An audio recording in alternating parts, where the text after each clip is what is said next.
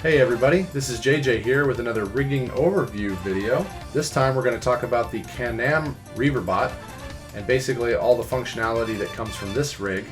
The Cannam is a spider-like reaverbot. It has 4 limbs and it can crawl on the ceiling and the floor, and it ambushes Mega Man by dropping bombs out of this bomb bay as it's creeping across the ceiling.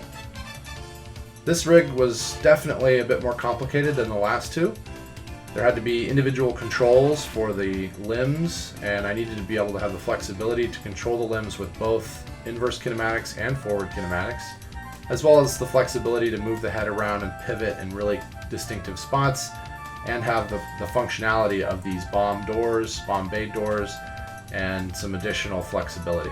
So let's get into it. If I show these NURBS curves, you can see that this is the general rig. Nothing too complicated, not really up in the front. There's a couple of unique things going on. So first I'm going to cover the limbs, and then I'll cover some of the custom attributes. So we do have the master collection, the master controller. This controller controls the entire rig. You can move the whole object, the entire asset, the whole character with this master control. And in the channel box, you'll notice that there are a couple of custom attributes here.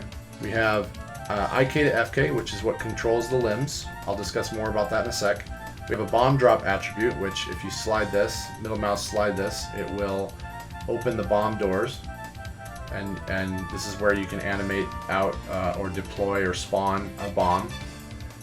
And then we have a tail twist, which is basically an attribute that twists the tail, kind of like a gyro on a modern robot from Boston Dynamics.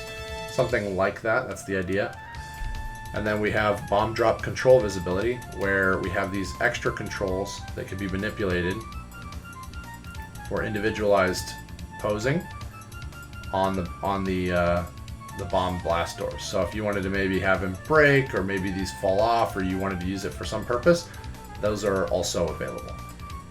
So if I click that, we can actually turn off the visibility if you want to declutter the control scheme, and that's sometimes pretty helpful.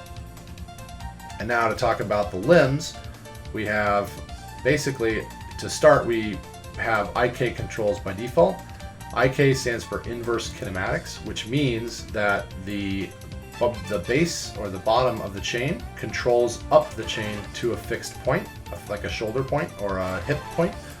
So if we move the foot from the bottom, it will actually move the other joints associated with that up to this hip joint right here. And then I have this shoulder joint that also can be moved and pivoted to create more flexibility and control. They can rotate in any direction, but they are sort of designed to operate this way.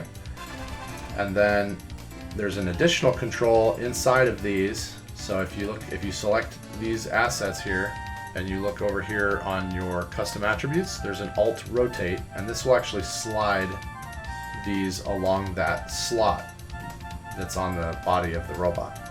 So if you do that, you can actually just get a little extra posing out of it if you need it. And that can be helpful to hit certain poses if you wanted to animate with this a bit more and take it a little further than, the gameplay.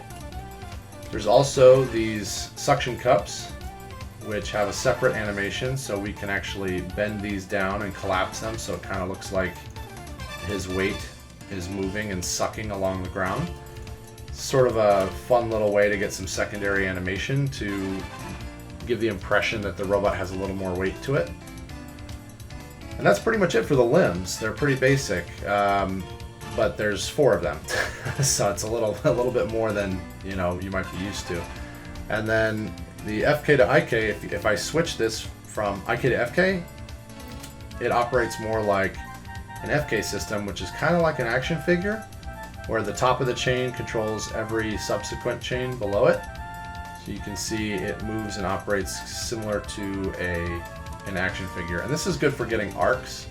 You can see the curve. If you were to draw a line as this is arching across the screen, you would see it's making a nice curve. That's really useful for things like throwing baseballs or animating a character doing something where you really need to see that curve visually. So that's a pretty useful thing. Inverse kinematics, on the other hand, is really useful for leveraging weight. So if we keep it on inverse kinematics here, you can see that because it's locked at the base, you can move the body and the base stays put.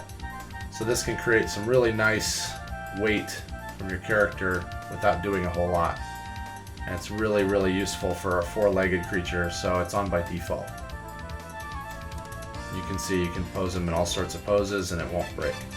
Over here we have the pull vector constraint. This basically controls the elbow or knee, however you want to view it. And these basically will give the pull vector a direction, which will let you kind of push and pull where the elbow is facing at any given time. We've also got a head control, which pivots along this ball joint right here, as well as a neck control, which pivots up here. So this lets him look up or down and pretty much can see in 360 degrees if you angle it right. He can pretty much look anywhere he needs to look. And I also have the tail control, which runs along the base, and it operates in a similar way to the neck, where it's a ball joint and it just kind of moves around. And you can use it for leveraging weight or making it feel like it's helping keep the reaverbot balanced. So one of the things I mentioned in some of the previous videos that I think is important to mention here is that when you have a complicated character, it's always good to freeze transformations on your curves and your controllers. And that way, when you move these objects out of place, you can just zero them out and it'll move back to their default positions. And that can be really helpful when stuff gets complicated. So if I actually disable geometry selection and I select just the curves, and then I go up here to the translate rotate and I literally just zero all of it, the character will return back to his original position and I don't have to worry about anything sort of breaking because it'll all snap back to where its original spot is. So just in summary, if you do want to mess with the special attributes like the bomb drop and stuff, you have to go to the master controller. Master controller has IK to FK, bomb drop, tail twist, and bomb drop visibility, which you should only need if you want to mess with the bomb drop panels. And then if you want, the only other major special attribute there is on these shoulder joints, which is called alt rotate. And you can basically alt rotate these suckers around and it will give you some extra shoulder flexibility on the arms. And that's generally it for the rig. It's a pretty straightforward character rig. It's done pretty. It's actually kind of fun. One thing that was done was all the pieces were merged together so that we could get one skin cluster, and that one mesh is essentially a combined object. So all of these separated pieces have been combined to make the one mesh, and this was done on purpose so that way the one mesh can be used to create one skin cluster and keep it really clean when it goes to Unreal Engine. In order to select the skin cluster mesh as well as the proper joints you need, there's a selection set.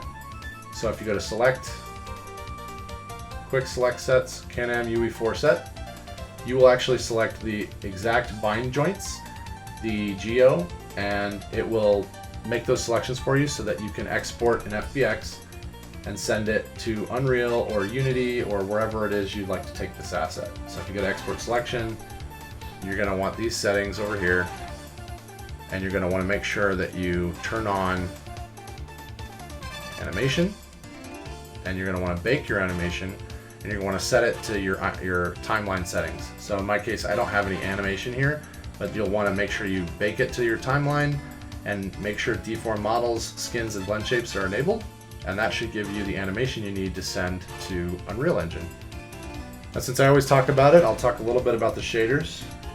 And you know what? I'll mention UVs because why not?